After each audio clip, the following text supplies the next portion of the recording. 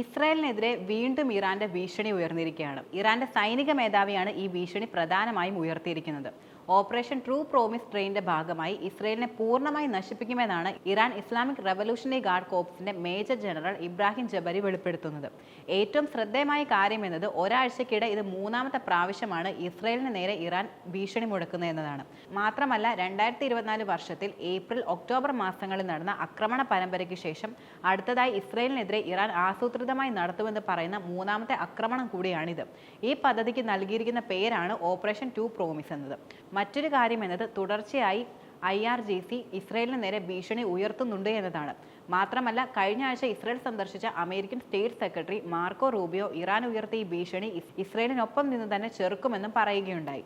ഇറാനെ ആണവരഹിതമാക്കുമെന്നുള്ള പ്രഖ്യാപനമാണ് അദ്ദേഹം പ്രധാനമായും നടത്തിയത്. ഇതിനോടൊപ്പം തന്നെ ഇസ്ലാമിക റവല്യൂഷണറി ഗാർഡ് കോർപ്സ് തങ്ങളുടെ ഭൂഗർഭ മിസൈൽ ശേഖരം ലോകത്തിലെ തന്നെ ഏറ്റവും വലിയ ബാലിസ്റ്റിക് മിസൈൽ നഗരം എന്ന വിശേഷണത്തോടെയാണ് വെളിപ്പെടുത്തുകയും ചെയ്തത്. കഴിഞ്ഞ ദിവസം നടന്ന ഭീകര ആക്രമണത്തിന് പിന്നിലും ഇറാനാണെന്നാണ് ഇസ്രായേൽ കണ്ടെത്തിയത്.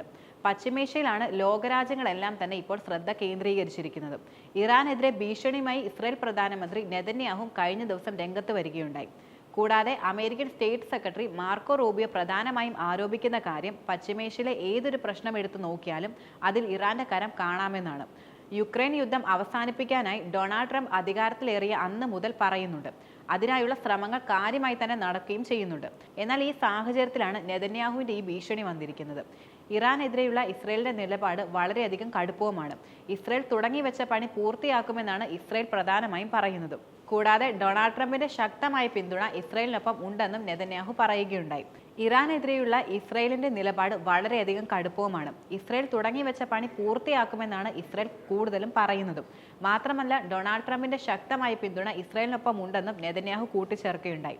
ഇറാന്റെ ആണവ കേന്ദ്രങ്ങൾ ഇസ്രായേൽ ആക്രമിക്കാൻ സാധ്യതയുണ്ടെന്ന് US രഹസ്യ ഏജൻസികൾ മുന്നറിയിപ്പ് നൽകുകയും ചെയ്തിരുന്നു.